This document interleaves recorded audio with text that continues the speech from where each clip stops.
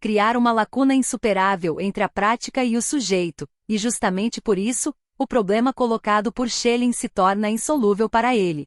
Como esses experimentos terminológicos em Fichte e Schelling ainda são episódicos e não têm influência decisiva na formulação dos principais problemas de seus sistemas filosóficos, o sistema de conceitos desenvolvidos na fenomenologia pode ser considerado completamente original, apesar dos predecessores de Hegel mencionados o terem usado. Na fenomenologia, a alienação em tal ser aparece como o nível mais alto de generalização filosófica. Esse conceito vai muito além de sua fonte e escopo originais, além dos limites da economia política e da filosofia social. No entanto, no uso desse termo na filosofia de Hegel, podemos ver vários de seus diferentes significados decorrentes da esfera social e filosófica original de seu uso e da generalização filosófica posterior. Em particular, o conceito hegeliano de alienação em tal ser distingue 3 estágios.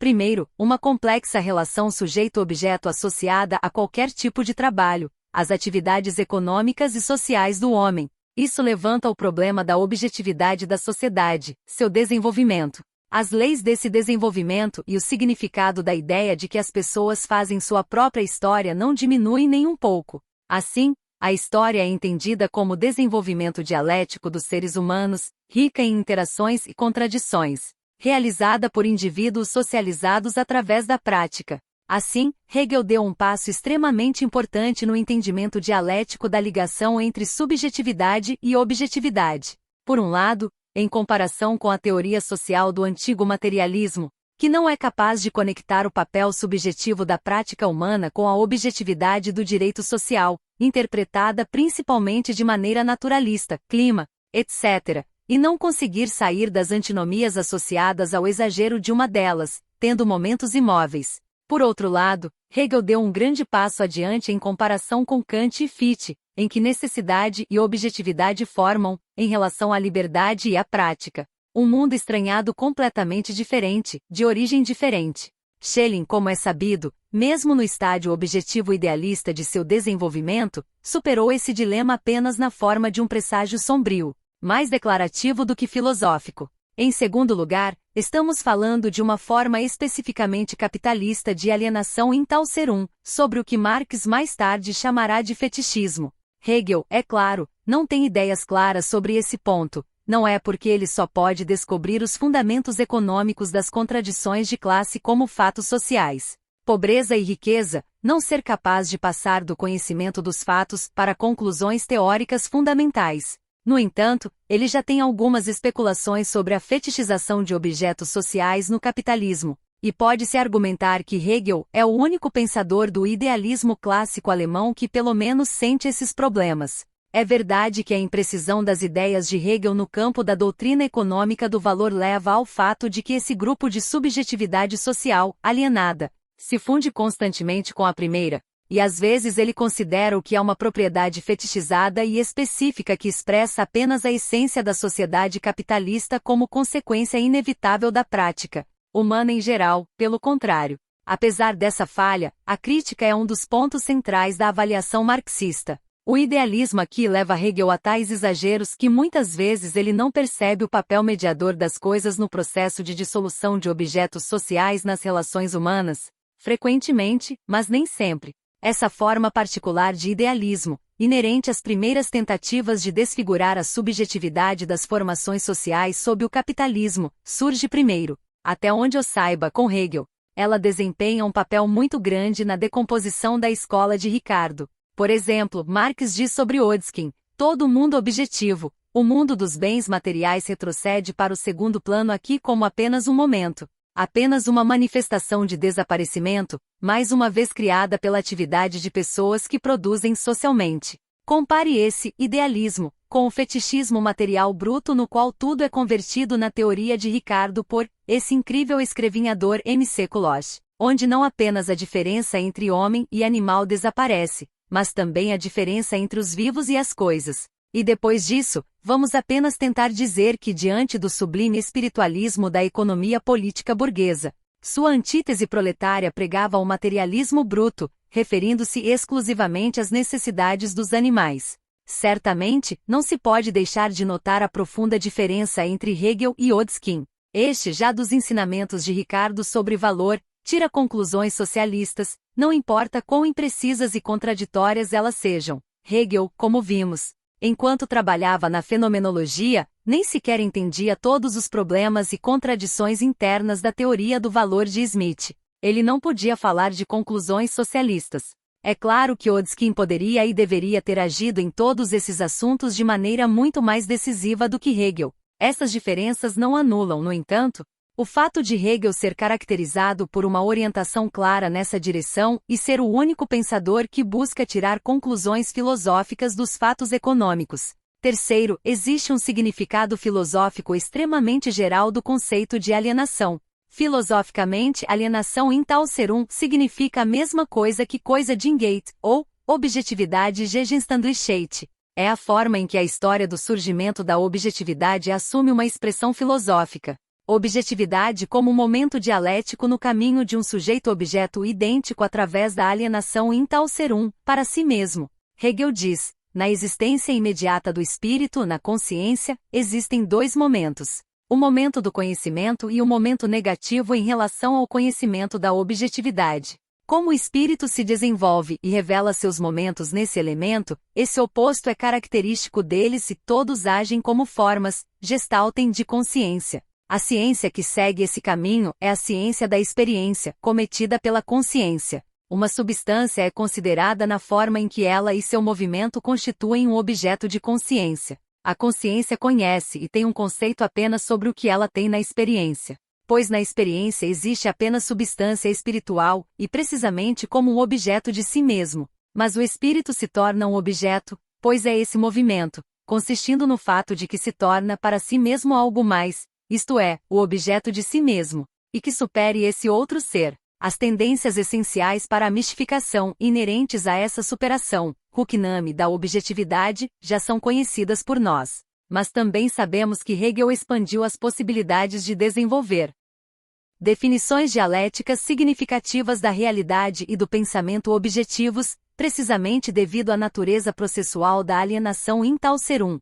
Devido ao fato de que o sujeito-objeto absoluto e idêntico é entendido apenas como resultado do movimento. No sistema hegeliano, o assunto finalmente chegou ao ponto de que, em termos de método e conteúdo, era apenas o materialismo idealista invertido em sua cabeça. Mas seria errado entender essa posição de Engels no sentido de que a virada materialista da filosofia hegeliana da cabeça aos pés consiste apenas em virar termos filosóficos.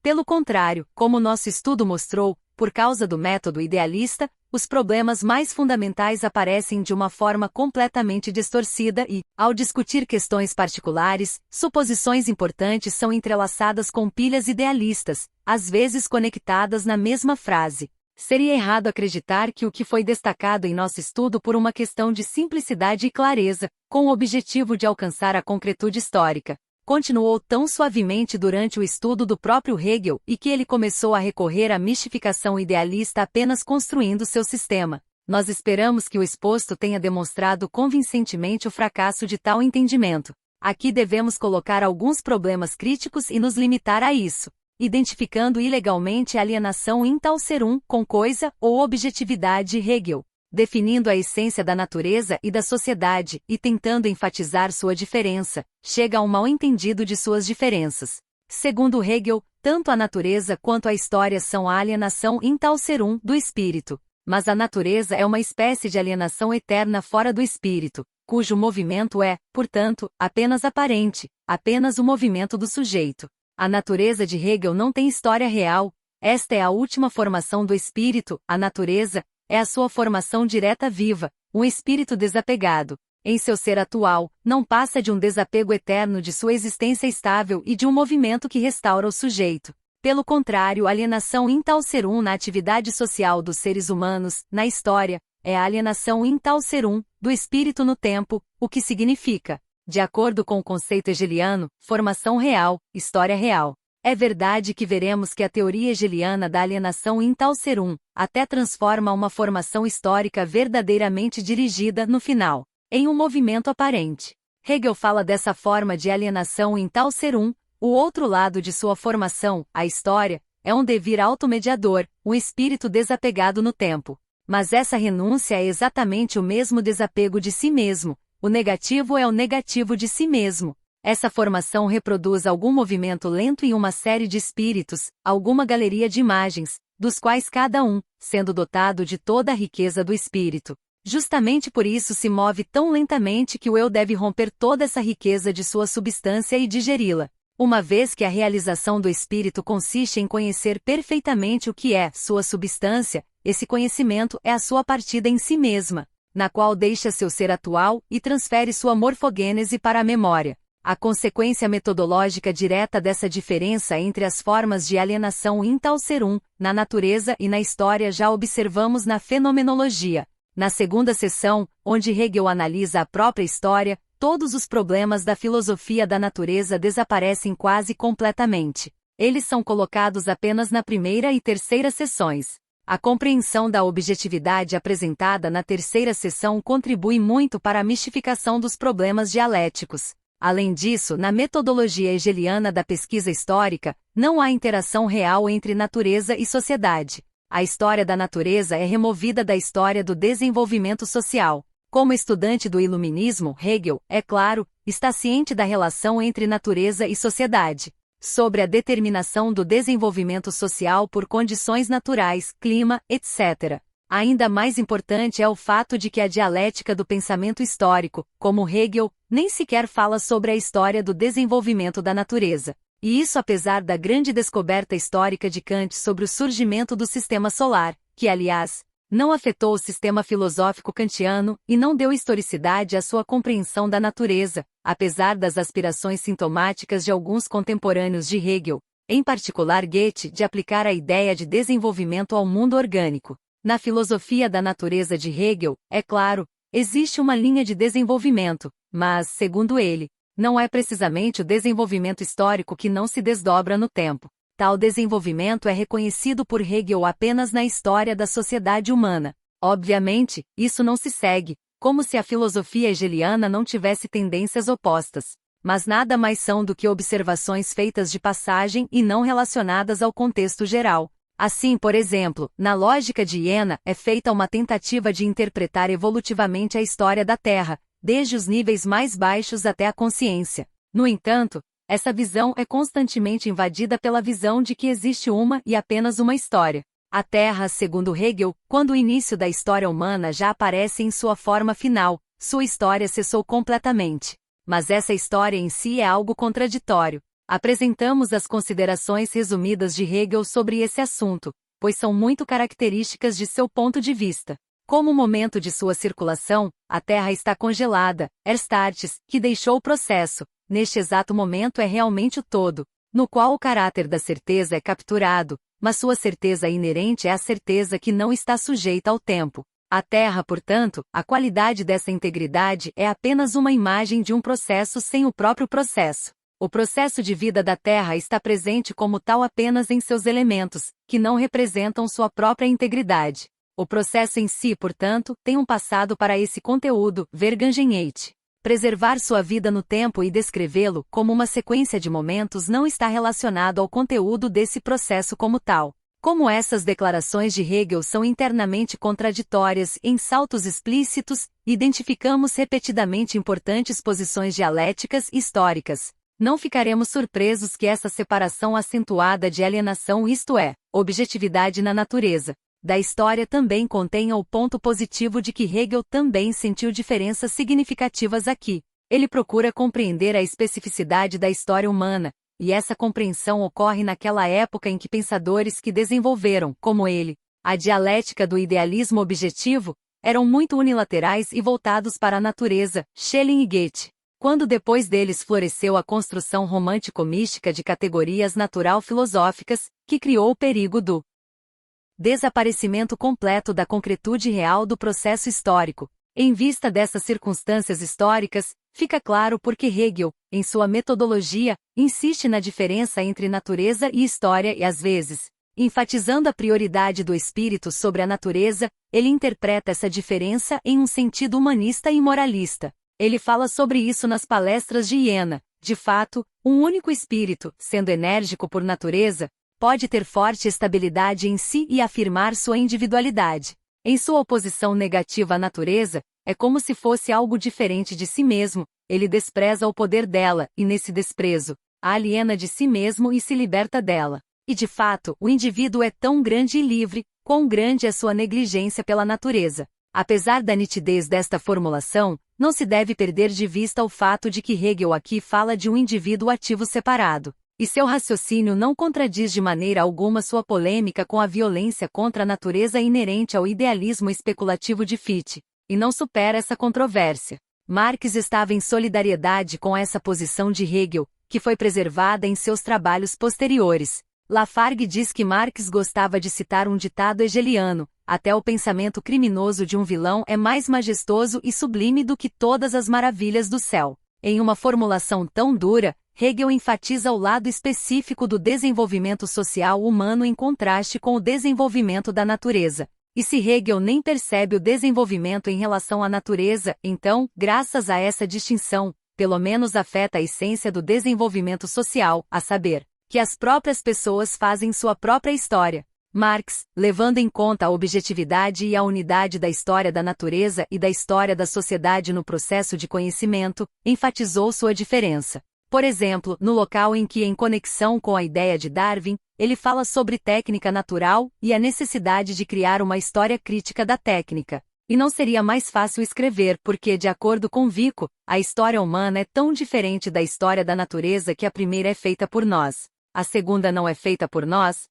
Hegel, como Vico, sentiu a história da humanidade corretamente, embora tenha subestimado e mistificado a história da natureza. Compreender e reconhecer que o conceito hegeliano de história não apenas fornece a possibilidade de uma representação significativa e verdadeira da história, mas também contém muitas disposições metodológicas significativas da ciência histórica, não significa que o lado mistificador da alienação em tal serum não a afetou. Devido ao desejo pela integridade do conceito, o próprio Hegel supera o que conseguiu com rigor, meticulosidade e discernimento ao reproduzir o processo histórico. Já dissemos que o processo histórico como um todo tem um propósito, a saber, a superação de si mesmo, seu retorno ao sujeito-objeto idêntico. De acordo com o entendimento hegeliano da história como um todo, Gesamtgeschichte, já conhecido por nós, representa uma alienação no tempo. Portanto, a transformação da história em sujeito absoluto é a superação, Aufhebung, do tempo, que é uma consequência natural da abolição da objetividade. Por essa razão, no entanto, o processo dialético do desenvolvimento histórico está preso em uma estrutura mística e as categorias religiosas da criação emergem novamente, o início dos tempos e seu fim. Além disso, o início e o fim do processo histórico em si devem coincidir, ou seja, o fim da história deve ser estabelecido no início da história. Aqui estamos lidando com a superação de um conceito brilhante de nós mesmos, causado por generalizações imensamente amplas, já o declaramos uma vez. Considerando a teleologia hegeliana, Hegel fala de maneira inequívoca sobre a natureza marcante da história, mas essa substância, que é espírito, está se tornando ela pelo que é em si. E somente como a formação do espírito refletindo em si mesma é verdadeiramente espírito. É movimento em si que é conhecimento, a transformação do indicado em si / ser, em si mesmo / ser, substância, em um sujeito, um objeto de consciência, em um objeto de autoconsciência, isto é, em um objeto igualmente superado ou em um conceito. Movimento é um círculo retornando a si mesmo, o que sugere seu começo e somente no final o alcança. Mas esse fim é o espírito absoluto, ou seja, o espírito, apresentado no estágio mais alto de seu desenvolvimento como conhecimento absoluto, como filosofia. Assim, a história se transforma em um movimento que, embora se desenvolva na realidade como um processo, alcança sua instauração real, e essa percepção, de acordo com o ponto de vista de Hegel, desde o início é o objetivo imanente da história, sendo seu, em si apenas em filosofia, na compreensão do post-festum do caminho percorrido. Essa ideia é extremamente importante para o conceito filosófico e histórico de fenomenologia do espírito, pois expressa a essência e a chave do projeto de todo o trabalho. Mas a memória, da Erinnerum, salvou essa experiência e é uma forma interna das Inere, e na verdade, uma substância mais elevada. Se portanto esse espírito recomeça sua formação, como se procedesse apenas de si, então ele começa em um nível superior. O reino dos espíritos, formado desta maneira no presente ser. É uma série sequencial em que um espírito foi substituído por outro e cada um adotou o reino do mundo em relação ao anterior. O objetivo da série é a revelação da profundidade, e o último é um conceito absoluto. Essa revelação é, portanto, a remoção da profundidade de um conceito ou de sua extensão, a negatividade desse eu existente dentro de si mesmo, que é sua renúncia ou substância, e seu tempo, em que essa renúncia em si mesma é um desapego de si mesma e é para si mesma e por si mesma, extensão e em suas profundezas. Uma meta-conhecimento absoluto ou espírito que se conhece como espírito, deve seguir o caminho de lembrar os espíritos, como eles existem nele e como organizam seu reino.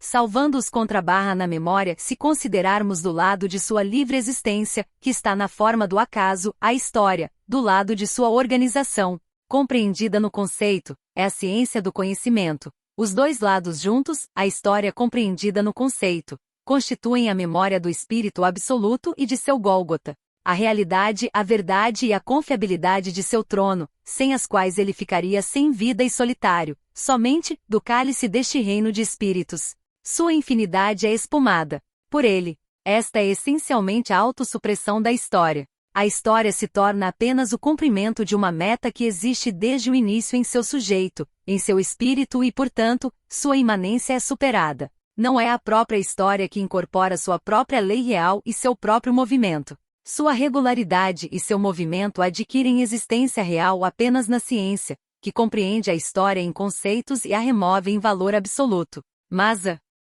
construção objetivo idealista da história se supera assim. O espírito, que de acordo com o conceito hegeliano, cria a própria história e cuja essência reside precisamente no fato de ser o mecanismo do movimento da história. Sua verdadeira força motriz, esse espírito transforma a história, como mostra Marx na Sagrada Família, em aparência simples. Hegel é culpado de duas metades. O espírito absoluto, como espírito absoluto, ele aparentemente apenas cria o criador da história. Uma vez que o espírito absoluto apenas post festum no filósofo, chega à consciência de si mesmo como um espírito criativo do mundo. Sua fabricação da história existe apenas na consciência, na opinião, na visão do filósofo, apenas na imaginação especulativa. Tudo isso, e identificamos apenas os pontos mais significativos, são consequências necessárias do conceito hegeliano de alienação. Aqui começa a grande demarcação de Marx e Hegel na solução dos principais problemas filosóficos. Essa demarcação é um dos fatores mais importantes na transformação da dialética idealista em materialista, crítica do idealismo hegeliano e, ao mesmo tempo, na assimilação da tradição dialética por uma nova ciência, o materialismo dialético. Em seus manuscritos econômicos e filosóficos, de 1844, Marx faz uma crítica completa e sistemática à dialética hegeliana. Concentra-se primeiramente na fenomenologia do espírito e nela no conceito de alienação e sua superação. Essa concentração também tem bases polêmicas definidas historicamente, uma vez que a subjetivação da filosofia hegeliana por jovens hegelianos radicais, principalmente Bruno Bauer e Stirner, baseia-se principalmente nesse trabalho de Hegel, e a mistificação inerente à sua metodologia se estende muito além da filosofia hegeliana. A liquidação filosófica da ala esquerda da escola hegeliana decadente era um pré-requisito importante não apenas para o desenvolvimento teórico de uma nova ciência, o materialismo dialético, mas também para a consolidação e consolidação da ideologia política da Revolução. O programa teórico e prático do grupo de trabalho que estava sendo criado. Essa polêmica entre Marx e Hegel já era, em certo sentido, uma preparação para o Manifesto Comunista. Por outro lado, as críticas ao conceito hegeliano de alienação são, como veremos mais adiante, uma parte importante das críticas de Hegel por Feuerbach e, portanto, da grande mudança do idealismo para o materialismo que ocorreu na Alemanha na década de 1840. Nesta crítica, são expostas a força e a fraqueza e limitações do materialismo de Feuerbach. Portanto, a crítica de Marx à teoria hegeliana da alienação é tanto a assimilação do legado de Feuerbach quanto sua superação, indo além da estrutura do antigo materialismo. A segunda e importante característica dessa crítica é que Marx, pela primeira vez após Hegel na Alemanha, procede novamente da unidade de abordagens econômicas e filosóficas ao considerar vários problemas sociais e filosóficos.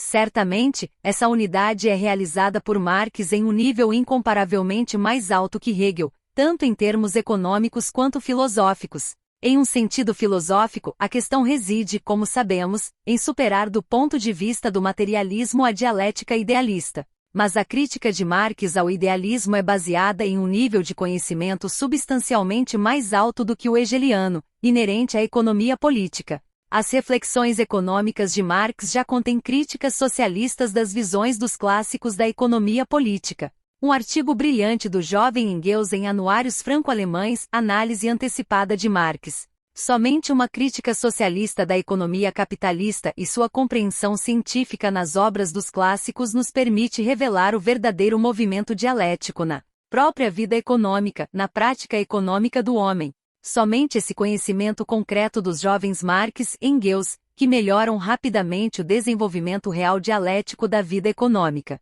cria uma base real para criticar as tentativas anteriores de refletir o ser social em uma forma conceitual, os clássicos da economia política, por um lado, Hegel, por outro. Consequentemente, quando Marx criticou a alienação hegeliana, em tal ser como conceito central de fenomenologia e dialética idealista em geral, ele não escolheu um ponto tão central de crítica. Partindo de uma compreensão muito imperfeita da economia política, Hegel engenhosamente adivinhou o fato fundamental da vida em tal ser Entfremdung e, portanto, fez do conceito de alienação o conceito central de sua filosofia. A crítica de Marx a Hegel procede de uma compreensão mais profunda e verdadeira dos próprios fatos econômicos. Para fazer uma crítica dialética exaustiva do verdadeiro e do falso, substancial e mistificado no entendimento hegeliano desses fenômenos, é preciso, primeiro, basear-se nas críticas socialistas da alienação capitalista do trabalho. A crítica unilateral de Hegel por Feuerbach é devida ao fato de que esse notável pensador investigou e superou criticamente a teoria hegeliana da alienação,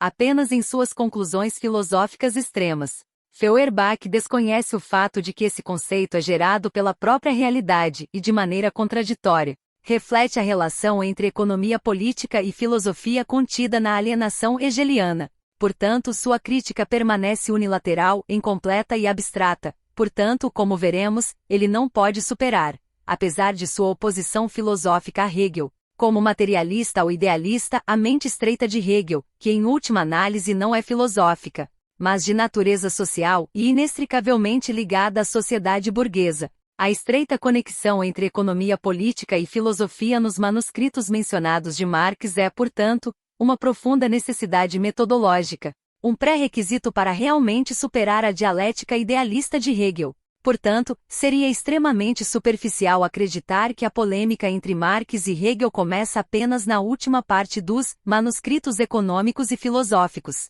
que contém críticas à fenomenologia. As seções puramente econômicas anteriores, nas quais Hegel não é mencionado, contêm a base fundamental dessa controvérsia e crítica, uma explicação econômica do fato real da alienação, Entfremdung. Damos aqui apenas algumas das explicações mais significativas de Marx.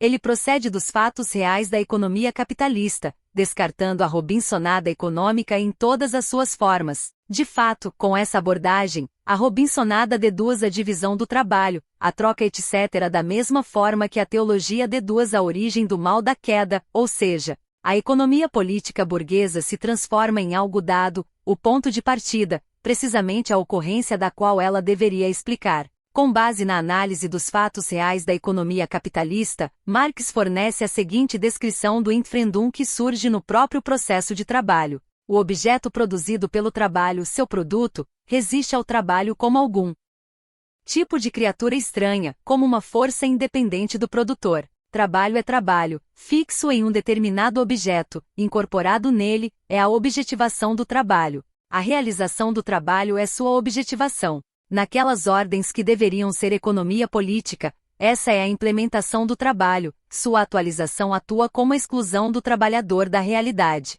Objetivação atua como perda do sujeito e escravização pelo objeto, assimilação do objeto como alienação. Todas essas consequências já estão concluídas nessa definição, que o trabalhador trata o produto de seu trabalho como um sujeito estranho. O nome de Hegel não é mencionado aqui e nenhuma conclusão filosófica direta é extraída de fatos econômicos. Mas, mesmo à primeira vista, fica claro que essas observações aparentemente descritivas já contêm críticas resolutas ao conceito filosófico hegeliano. Afinal, a alienação, em Frendum, é mais decisivamente separada por Marx da objetividade como tal, da objetivação no trabalho. A objetivação é uma característica do trabalho em geral, a relação da prática humana com os objetos do mundo exterior, e a alienação é uma consequência da divisão social do trabalho no capitalismo. O surgimento do chamado trabalhador livre que é forçado a trabalhar com os meios de produção que não lhe pertencem e que, portanto, esses meios de produção e seu próprio produto lhe são confrontados como um poder estranho e independente. A principal característica da sociedade capitalista aparecerá diante de nós com muita clareza e está concentrada na questão do trabalho, assim que considerarmos o próprio processo de trabalho. Nesse sentido, Marx enfatiza, antes de tudo, que o trabalho é algo externo ao trabalhador, não pertencente à sua essência, que em seu trabalho ele não se afirma, mas nega. Não se sente feliz, mas infeliz, não desenvolve livremente sua energia física e espiritual, esgota sua natureza física e destrói suas forças espirituais. Portanto, o trabalhador só se sente fora do trabalho e no processo de trabalho, se sente divorciado de si mesmo. Como resultado, uma distorção de todos os valores humanos inerentes à sociedade capitalista. O que é inerente ao animal se torna o destino do homem, e o humano se torna o destino do animal. É verdade que comida, bebida, relações sexuais etc. também são funções verdadeiramente humanas. Mas, numa abstração que os separa do resto da atividade humana e os transforma nos últimos e únicos objetivos finais, eles são de caráter animal. Assim, a alienação, em Frendum, permeia subjetiva e objetivamente todas as manifestações da vida humana. Objetivamente, o produto do trabalho atua como um objeto alheio ao homem e domina sobre ele. Subjetivamente, o processo de trabalho é a autoalienação, correspondendo à alienação acima descrita, em Frendum das coisas. A partir dessas premissas que todas, sem exceção, foram tiradas por Marx de uma observação e análise aprofundadas da vida econômica, ele tira as seguintes conclusões gerais sobre a relação do indivíduo com o ser humano característico do capitalismo: o trabalho alienado de uma pessoa, alienando dela 1, a natureza, 2, ela mesma, sua própria função ativa, sua atividade vital, aliena assim o homem do homem. Primeiro, ele aliena a vida tribal e a vida individual, e em segundo lugar, torna uma vida individual, tomada em sua forma abstrata, a meta da vida tribal, também em sua forma abstrata e alienada. É claro que tal afirmação da questão da alienação, em Frendum, do trabalho com todas as consequências que resultam para a sociedade e o homem só poderia surgir com base nas críticas socialistas da sociedade capitalista. A partir disso, torna-se claro o profundo significado das observações de Marx de que Hegel está no topo da economia política clássica e entende corretamente o trabalho como um processo de autogeração de uma pessoa, mas não entende os aspectos negativos do trabalho na sociedade capitalista, toma o trabalho apenas de seus lados positivos. Toda a crítica filosófica de Marx aos conceitos fundamentais da fenomenologia baseia-se nesta posição. Como Hegel não vê os aspectos marcantes do trabalho,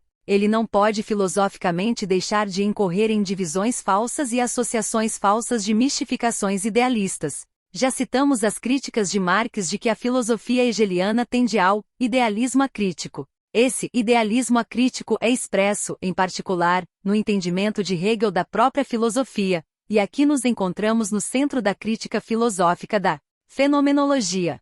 Hegel fala de alienação em tal ser e sua remoção na filosofia, mas não sabe que a própria filosofia, projetada em seu sistema para remover a alienação, em tal ser é ela própria uma forma característica de manifestação de alienação em tal ser e o espírito filosófico não é senão o espírito alienado do mundo, mentalmente que é abstratamente se compreendendo dentro de sua alienação. Lógica é o dinheiro do espírito, o valor especulativo e mental do homem e da natureza. Hegel não vê isso e como ele entende esse pensamento alienado não como alienado, pois vê nesse pensamento o mecanismo para remover a alienação em tal ser caino. Idealismo acrítico, colocando conexões reais e certezas da vida em sua filosofia. Aderindo consistentemente a esses fundamentos, o idealismo hegeliano chega à identificação da essência do homem com autoconsciência.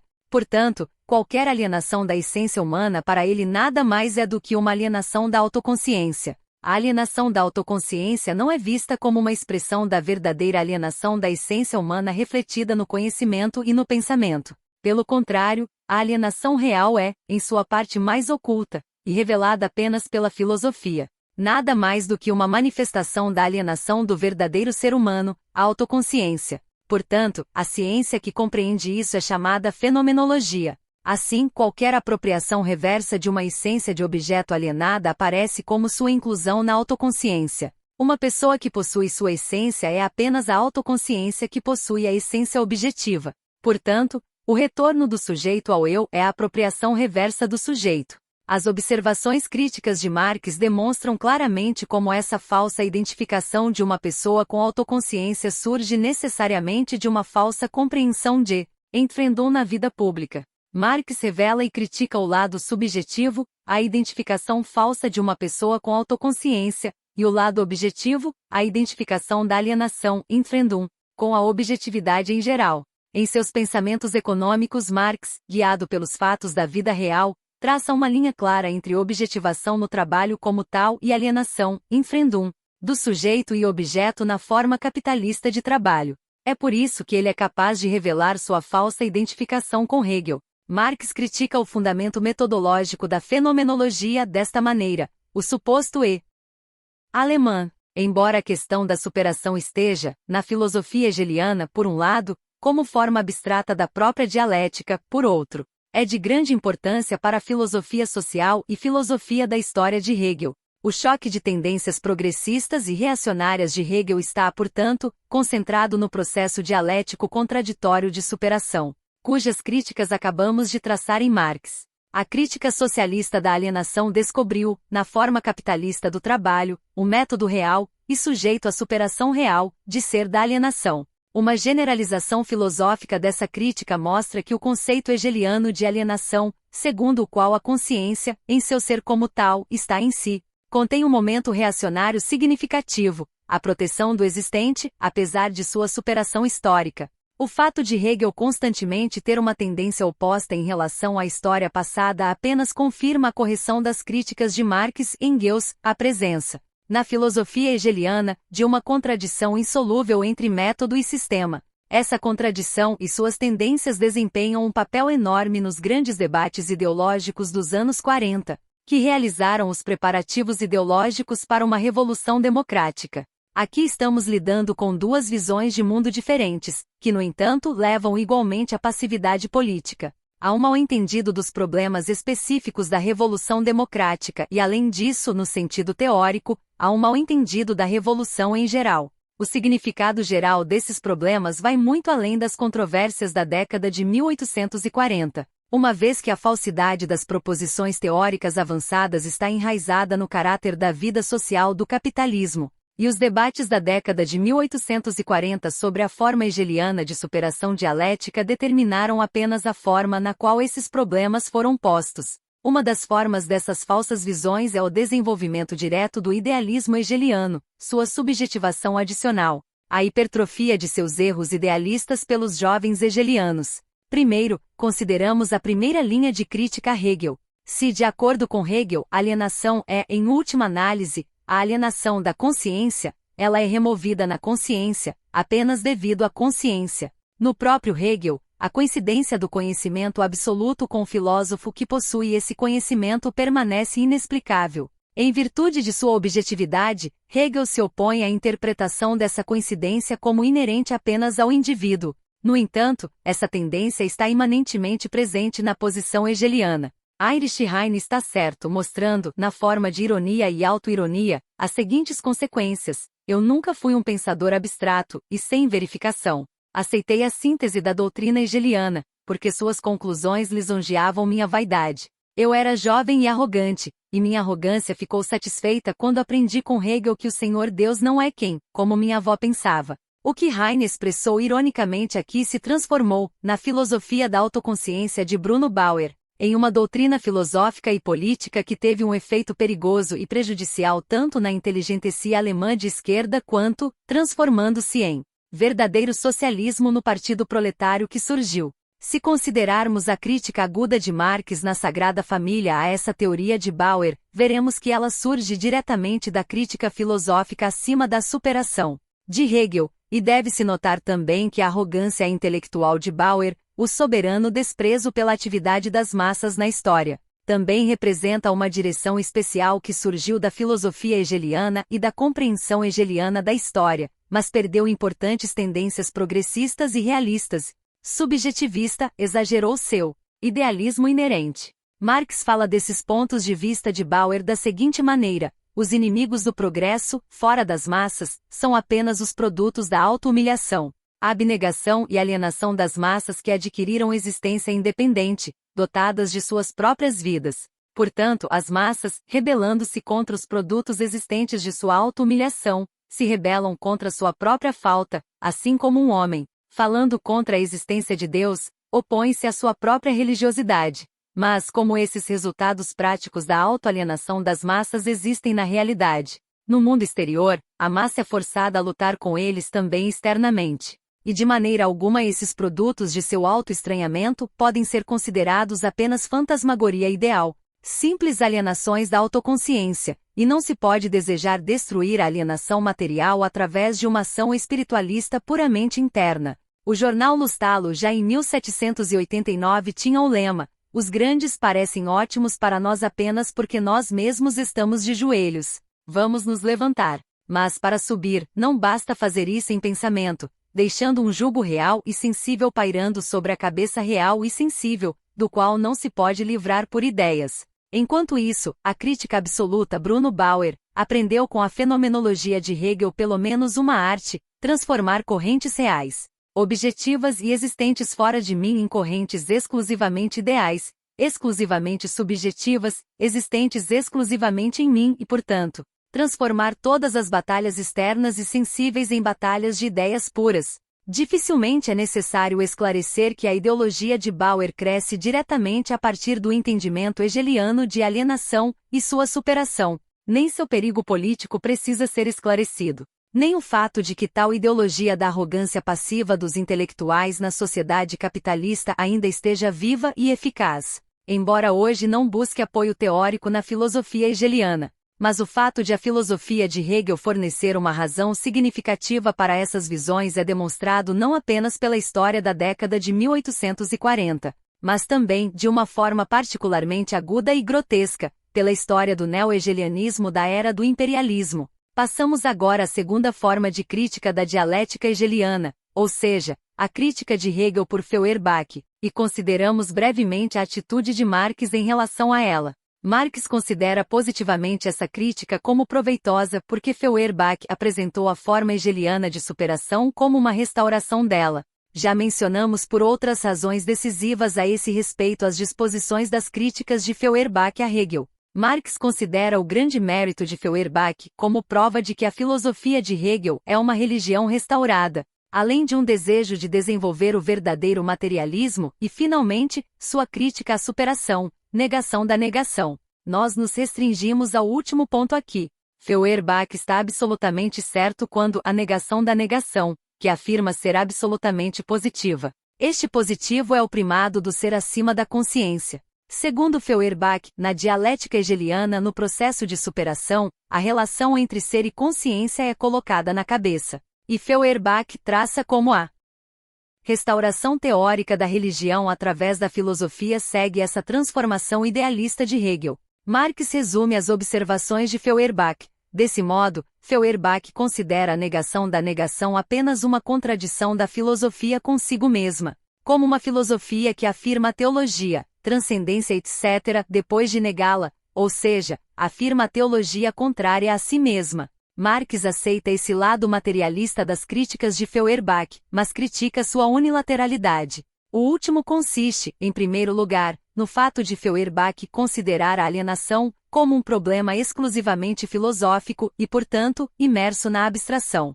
Confronte com críticas posteriores de Marx e Engels à abstração do homem de Feuerbach. Segundo, no fato de que a atitude materialista de Feuerbach em relação à realidade não é dialética. Como resultado, ele não percebe tudo que Hegel embora de forma transformada, tem de dialético, e rejeita a dialética hegeliana como um todo, tanto a falsa quanto a verdadeira. Portanto, Feuerbach vê na negação da negação, como Marx enfatiza na passagem citada, apenas a posição filosoficamente instável do idealista Hegel, o que, por sua limitação a uma pura teoria do conhecimento, resulta na abstração de sua afirmação da questão. A franqueza, a eliminação consciente de todas as mediações, juntamente com o idealismo hegeliano, também leva à eliminação da dialética. Como resultado, Feuerbach desconsiderou as definições extremamente importantes e significativas contidas na filosofia hegeliana. Marx acrescenta, e como Hegel considerou a negação da negação do positivo, incorporada nele, as partes como verdadeira e única positiva do negativo,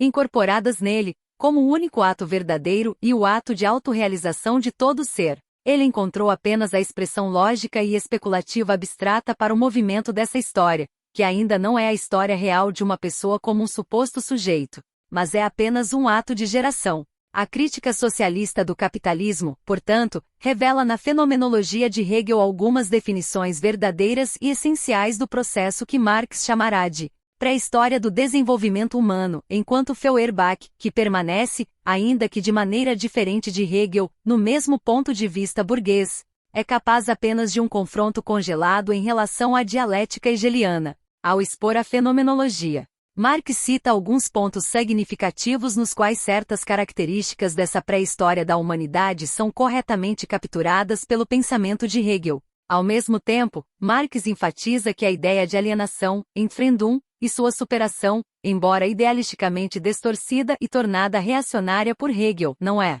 como Feuerbach acredita, completamente falsa desde o início, mas é um reflexo verdadeiro, porém burguês, limitado e unilateral, da realidade, cujas verdadeiras tendências devem ser preservadas para o desenvolvimento futuro da teoria. Fenomenologia é uma crítica que está oculta, ainda pouco clara para si mesma e que tem uma aparência mística, mas como captura a alienação de uma pessoa. Embora uma pessoa apareça nela apenas na forma de espírito, até agora todos os elementos de crítica estão ocultos nela, preparados e desenvolvidos muitas vezes de uma forma que se eleva muito acima do ponto de vista hegeliano, os departamentos de consciência infeliz, consciência honesta, luta de consciência nobre e básica, etc.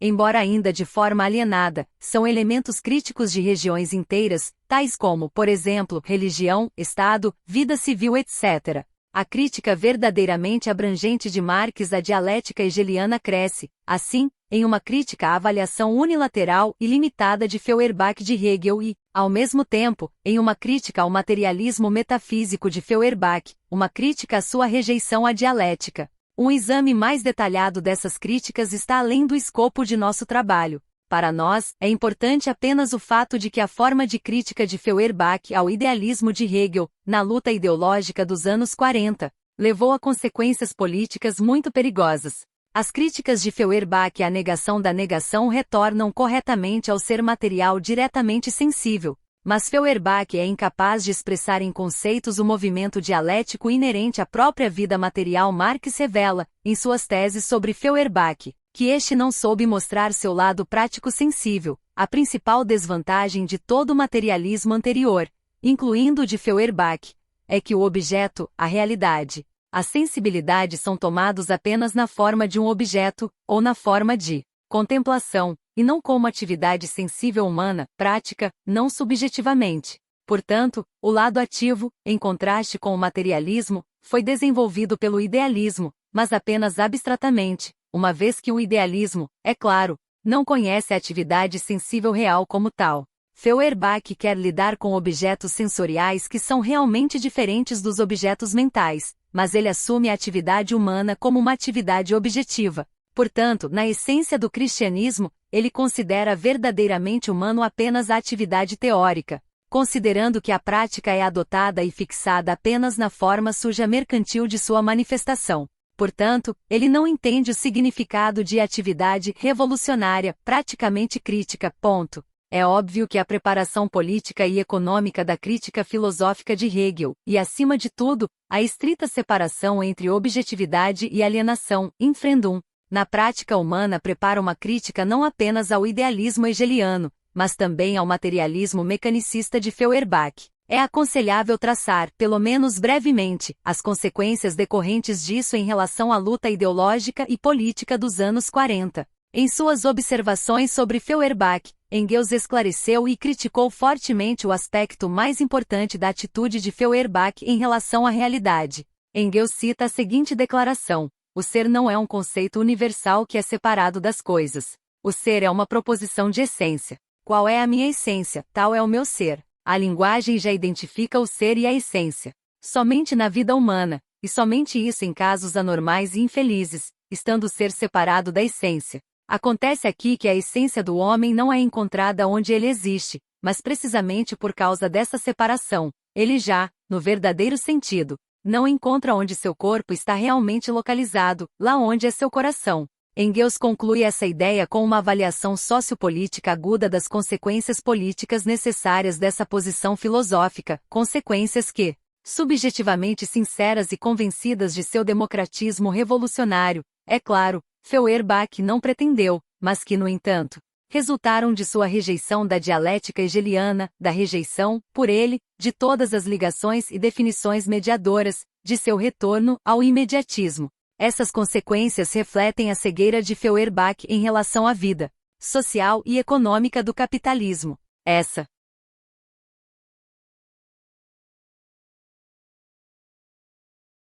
O jovem Hegel e os problemas da sociedade capitalista. Georg Lukács. Capítulo 4. O rompimento com Schelling e a fenomenologia do espírito. Iena. De 1803 a 1807. 4. Alienação em tal ser como conceito filosófico central da fenomenologia do espírito.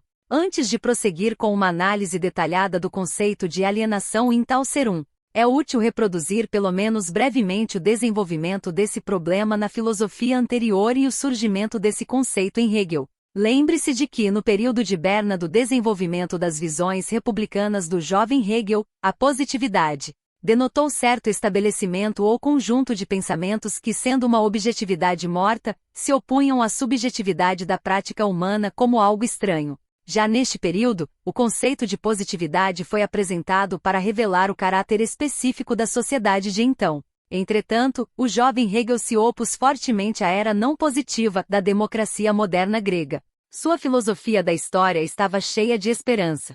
O colapso dessas esperanças, que levou a uma crise no pensamento de Hegel durante o período de Frankfurt, implicou, em suma, o entendimento histórico e dialético da positividade. Instituições modernas não são mais para Hegel algo inicialmente ossificado e irremediavelmente positivo. Ele constantemente se volta para um estudo concreto de como algo se tornou positivo, como a ligação historicamente concreta da prática social e das instituições sociais surgem e desaparecem.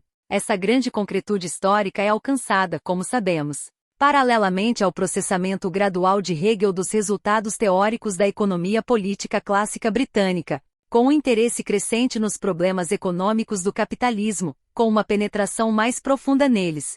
Nós já conversamos sobre que durante essa crise, Hegel percebeu o conceito específico de dialética. À medida que se desenvolve, à medida que a visão de mundo de Hegel se desenrola, o conceito de positividade é cada vez mais relegado ao segundo plano na terminologia hegeliana, mas isso nunca desaparece completamente. Esse conceito, no entanto, é cada vez mais interpretado no sentido específico em que jurisprudência e teologia falam de direito positivo e religião positiva. O conceito filosófico, característico dos períodos de Frankfurt e Berna, desaparece. Mas o termo positivo mantém uma conotação negativa em Hegel.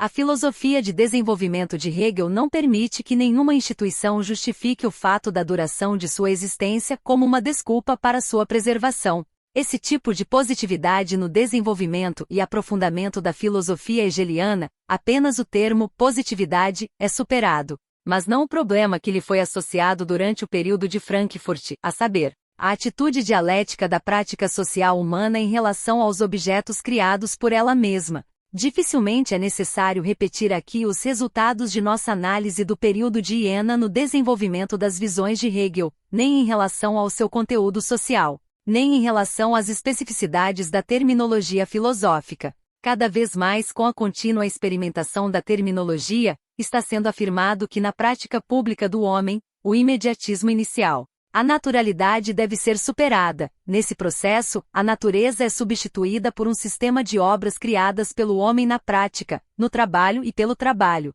Os produtos do trabalho acabam sendo não apenas objetos públicos, mas também a transformação por uma pessoa, uma vez que o trabalho supera a imediação original e o sujeito se aliena do lado de fora. No curso da luta contra o idealismo subjetivo, e depois contra o idealismo objetivo de Schelling, Hegel cria terminologia filosófica para expressar adequadamente novas ligações no pensamento, para a generalização filosófica das formas de objetividade social que ele desenvolveu através do estudo da economia política e da história. Categorias como mediação, reflexão, etc. adquirem um significado puramente hegeliano. A teoria da unidade das contradições, formulada abstratamente já em Frankfurt, se transforma em uma teoria detalhada do movimento das contradições e sua remoção em um sentido especificamente hegeliano. Durante esse desenvolvimento, os conceitos de Entalserum e Entfremdung tornam-se centrais no sistema hegeliano. É difícil reproduzir todo o curso desse desenvolvimento. Vimos isso de volta nas aulas ditadas de 1803, 2004. Hegel costuma usar a terminologia de Schelling. Nas palestras de 1805, 2006, o termo Entalserum, alienação, aparece de vez em quando, mas esse conceito não é dominante. É verdade que nos ciclos de palestras do período Iena, especialmente nas palestras de 1805, 2006, muitos problemas sociais e filosóficos são considerados da mesma maneira que na fenomenologia, a saber, como os problemas de objetividade externos. A discussão desses problemas não coincide terminologicamente com a essência desse conceito, que mais tarde se tornou fundamental. Somente na fenomenologia se desenvolve um novo sistema consistente de conceitos, ou seja, como problemas de objetividade externos. A discussão desses problemas não coincide terminologicamente com a essência desse conceito, que mais tarde se tornou fundamental. Sozinhos, esses termos não são novos. Eles são uma tradução alemã da palavra alienação em inglês, usada tanto na economia política inglesa para denotar a liberação de mercadorias no mercado, veralserum, quanto em quase muitas teorias legais naturais do contrato social para denotar a perda da liberdade inicial, para caracterizar a transferência da liberdade inicial, uma operação resultante de um contrato. Em um sentido filosófico, o termo alienação Entalserum, até onde eu sei, já foi usado por Fichte, isto é, no sentido de que a posição de um objeto não é senão a formação de um sujeito externo, e também no sentido de que o objeto deve ser entendido como se tornando a mente externa. O problema em si, apesar de uma terminologia diferente, surge em uma das obras do jovem Schelling. Aqui citaremos suas observações sobre esse assunto, uma vez que elas caracterizam muito bem o instinto de Schelling por problemas e sua disposição espiritual ao lado de Hegel, tão propenso a exageros e extremos, e muitas vezes levando à morte de suas próprias posições dialéticas. O que Hegel mais tarde chamaria de alienação Entalserum, Schelling chama aqui de condicionamento Bedingen. Condição significa a ação pela qual algo se transforma em uma coisa, Ding, condicional, Beding, significa aquilo que se tornou uma coisa. Assim fica claro que nada pode ser colocado como uma coisa através de si mesmo, ou seja, uma coisa incondicional, sem Ding, é uma contradição. Sem dúvida, o jovem Schelling trata aqui de uma maneira muito abstrata o mesmo problema, cuja solução em muitos trabalhos foram apresentados pelo jovem Hegel. Mas Schelling encontra uma solução elegante e espirituosa, que no entanto tem a falha pequena de cegueira. No entanto, pode objetivamente levar, como mostra Engels, a uma posição reacionária apologética. Engels diz, um excelente pedido de desculpas pelo existente. Exceto em casos não naturais, em alguns casos anormais, você voluntariamente se torna guardião de uma mina de carvão no 7º ano de sua vida. A crítica de Feuerbach por Engels mostra as razões pelas quais os intelectuais sociopolítico radicais, que na década de 1840, buscaram na filosofia de Feuerbach a base ideológica de seu radicalismo político, não conseguiram encontrar nele um guia de ação, como aquelas camadas de inteligentecia que procuravam em Hegel a dialética. Uma análise rigorosa da posição de Feuerbach mostra que tais formas de defesa consciente ou inconsciente do existente, baseadas no postulado da unidade direta do ser e da essência, mutatis mutandis, existiram por muito tempo após Feuerbach e independentemente dele, e ainda existem como defesa de ordens reacionárias. Deveríamos nos debruçar sobre essas consequências políticas da luta pela visão de mundo da década de 1840, a fim de descobrir como a superação crítica de Marx da dialética idealista de Hegel se forma com base nas críticas socialistas do capitalismo e como ideologicamente prepara a Revolução de 1848 e, além disso, todo o futuro democrático e socialista, a Revolução Proletária. O movimento interno da crítica marxista mostra claramente como é inadmissivelmente, puramente filosófico entender e criticar os problemas colocados por Hegel. A fraqueza de Feuerbach nesse assunto consiste, no mínimo, no fato de ele abordar a dialética hegeliana apenas do ponto de vista da filosofia, apenas do ponto de vista da teoria do conhecimento. Para ele não há conexão dialética dos problemas mais importantes da filosofia com a vida pública, com a prática econômica e social do homem.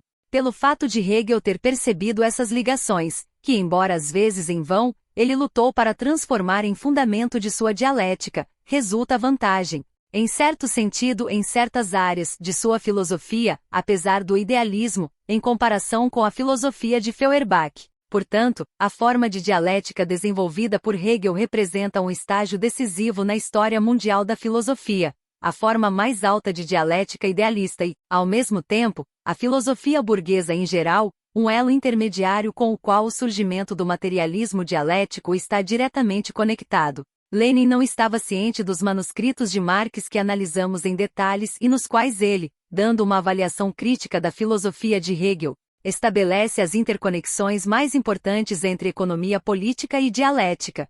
Mas apesar disso, Lenin claramente discerniu essas interconexões. Já citamos sua afirmação de que Marx procede diretamente de Hegel. Ao mesmo tempo, Lenin se concentra no fato de que foi esquecido, na era da Segunda Internacional, que Marx e Engels nunca perderam a chance de indicar em prefácios, notas, cartas etc. o significado de Hegel e enfatizar a necessidade de estudá-lo para entender a dialética materialista. No entanto, mesmo os teóricos mais significativos e autoritários da Segunda Internacional evitaram essas instruções em completo silêncio, mesmo Plekano muito seriamente envolvido. Depois de Marx, esse relacionamento foi restaurado apenas por Lenin. As observações críticas de Lenin sobre a ciência da lógica hegeliana seriam superficialmente limitadas apenas à teoria do conhecimento em sentido estrito. Mesmo quando Lenin fala de problemas epistemológicos, ele os considera de um ponto de vista grande e abrangente, do ponto de vista do verdadeiro marxismo. É por isso que, ao avaliar a filosofia de Hegel, Lenin volta constantemente às questões mais importantes. Confirmaremos o que foi dito apenas com algumas das declarações mais significativas de Lenin. Não se pode entender completamente o Capital de Marx, e especialmente seu primeiro capítulo, sem ter estudado e compreendido toda a lógica de Hegel. Portanto, nenhum dos marxistas entendeu Marx meio século depois. E em outro lugar, se Marx não deixou a lógica com uma letra maiúscula, ele deixou a lógica de O Capital, e isso deve ser estritamente usado nessa questão. Na lógica de O Capital, dialética e teoria são aplicadas a uma ciência do conhecimento do materialismo, que pegou tudo valioso de Hegel e levou esse valioso adiante. Esses pensamentos, expressos em conexão com o estudo do plano dialético de Hegel, são muito característicos. E é deles que derivam as observações de Lenin sobre a aplicação dialética das categorias econômicas de Marx em O Capital. Assim, Lenin, como Marx ao mesmo tempo, mostra como os problemas filosóficos devem ser colocados e resolvidos pelo materialismo dialético. A etapa leninista no desenvolvimento da filosofia está ligada à instauração do método dialético materialista em qualquer um de seus campos, o que nos permite pôr um fim ao legado da Segunda Internacional de uma vez por todas. Essa originalidade do estágio leninista no desenvolvimento da filosofia deve, é claro, estar ligada à sua história. O presente trabalho foi dedicado a esse tipo de pesquisa. Buscamos mostrar, em material histórico concreto, como as verdadeiras contradições da sociedade capitalista influenciaram a filosofia burguesa em sua forma mais alta, na forma da dialética idealista de Hegel. Mas essa conexão teve que ser demonstrada em toda a sua complexidade social e filosófica, ao mesmo tempo. Foi feita uma tentativa de identificar como o surgimento e o desenvolvimento da dialética hegeliana foram influenciados pelo reflexo teórico dessas contradições na economia política clássica inglesa e pela explosão de contradições reais na Revolução Francesa, e quão diferentes, positivas e negativas, foram as consequências do fato de que esses processos ideológicos e reais se entrelaçam. Somente através dessa formulação da questão tornou-se possível, analisando a conexão de Hegel com seus antecessores, superar o modo de consideração da situação real, distorcida, geralmente aceita na história burguesa da filosofia e traços frequentemente encontrados quando os marxistas consideram tais questões. Esperamos poder mostrar que a razão da independência de Hegel de seus destacados predecessores e contemporâneos e a coincidência involuntária de seus pontos de vista devem ser buscadas na vida social. Esta não é, de forma alguma, uma questão histórica estreita, não é uma questão interna dos chamados estudos hegelianos. Embora a discussão dessas questões também seja importante na luta contra a falsificação da história pelos ideólogos do fascismo, a exposição das fontes reais da grandeza e das limitações da dialética hegeliana significa, ao mesmo tempo, o esclarecimento da conexão entre Hegel e Marx. A especificação da herança histórica da dialética hegeliana, preservada e reformulada criticamente pelo materialismo dialético. É claro que Marx polemiza com Hegel real. Em sua polêmica, ele sempre faz uma distinção clara entre o que a filosofia de Hegel realmente é, com suas limitações inerentes, e o que seus alunos e seguidores fizeram dela. Porém, entre as épocas da crítica marxista e a nossa, no entanto, um século se passou. A principal conquista consistiu mais em uma imagem distorcida de Hegel genuíno, a qual os marxistas ainda não se opuseram a um estudo adequado da filosofia de Hegel, revelando a imagem de Hegel real. As ideias de um público filosoficamente educado sobre Hegel foram formadas sob a influência de uma distorção burguesa da filosofia hegeliana. O significado duradouro das críticas de Marx, Engels e Lenin só pode ser entendido e apreciado corretamente se tivermos um conhecimento preciso do verdadeiro objeto dessa crítica, o verdadeiro Hegel.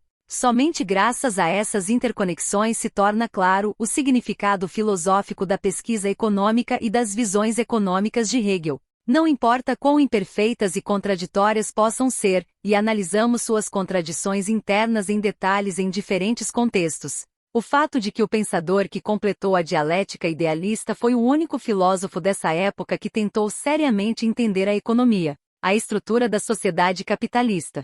Pode-se dizer que a forma específica de dialética desenvolvida por Hegel surgiu dessas tentativas de resolver os problemas da sociedade capitalista, os problemas políticos e econômicos. Repetimos, a própria forma da doutrina da unidade dos opostos já aparece nos tempos modernos entre Nicolau de Cusa e Giordano Bruno, mas, no que diz respeito às questões cruciais da dialética, mesmo o estágio mais alto da dialética anterior a Hegel, a filosofia de Schelling, na verdade, não avançou em comparação com essa dialética.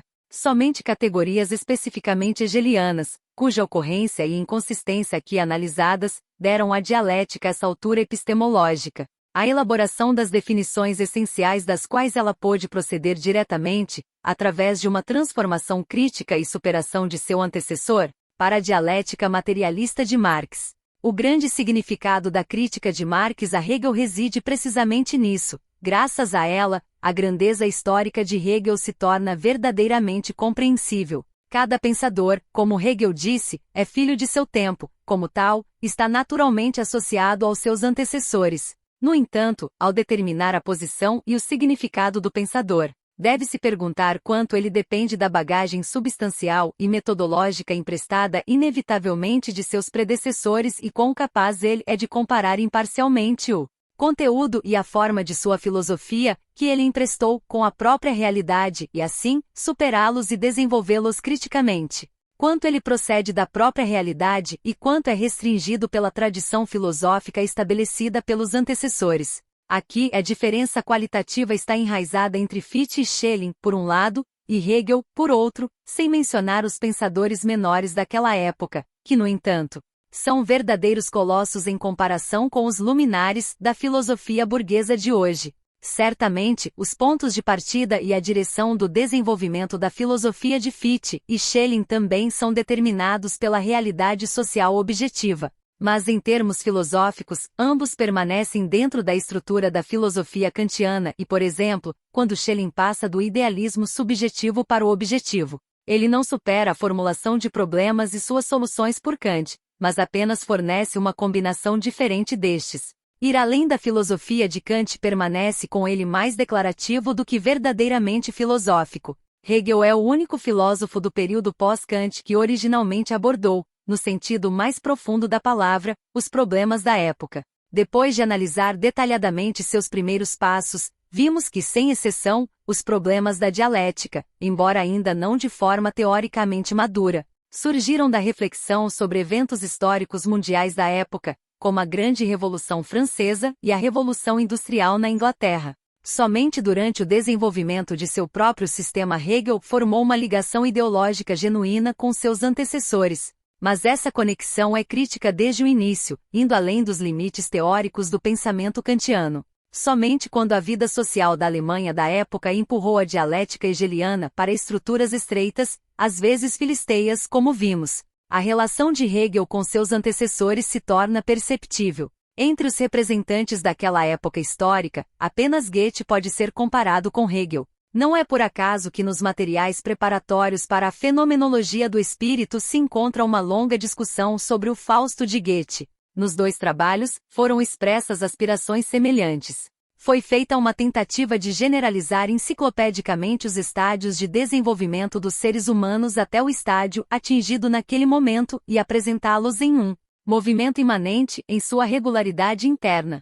Não foi à toa que Pushkin chamou Fausto de Ilíada da vida moderna, e a caracterização espirituosa de Schelling de sua própria filosofia como devolução ao lar espiritual, pois a Odisseia do Espírito é mais aplicável à fenomenologia do que a qualquer trabalho de Schelling. Goethe e Hegel viveram no início do último período trágico do desenvolvimento burguês.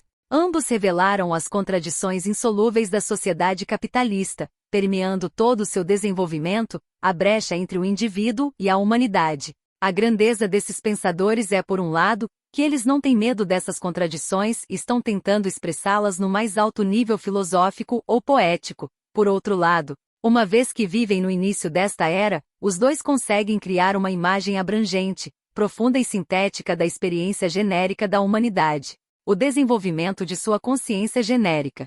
Wilhelm Meister e Fausto a este respeito, na mesma medida que a Fenomenologia do Espírito, Ciência da Lógica e Enciclopédia de Ciências Filosóficas, são monumentos de valor inestimável do desenvolvimento cultural da humanidade. É impossível, é claro, que o profundo parentesco entre as aspirações iniciais desses pensadores faça perder de vista as diferenças ideológicas entre eles. Goethe foi muito mais orientado para a natureza do que Hegel. Ao longo de sua vida esteve próximo do materialismo, mas por outro lado, não compreendeu as descobertas dialéticas mais importantes de Hegel. Ao escrever a história detalhada dessa grande era, atenção especial deve ser dada a essas diferenças. E somente através de um estudo concreto dos momentos de semelhança e diferença entre Goethe e Hegel é que a contradição verdadeiramente interna do movimento progressista desta era se torna aparente de uma forma verdadeiramente clara e sintética. Para os propósitos de nosso trabalho, basta indicar as aspirações comuns inerentes ao trabalho de ambos. Dificilmente é necessário entrar em detalhes dessas circunstâncias complexas, devido às quais o estudo de Goethe sobre os problemas da sociedade capitalista acabou sendo parcialmente mais realista, mais perspicaz, mas parcialmente menos dialético, menos contraditório do que o estudo de Hegel. Basta salientar que Goethe e Hegel tinham uma ideia fundamental comum.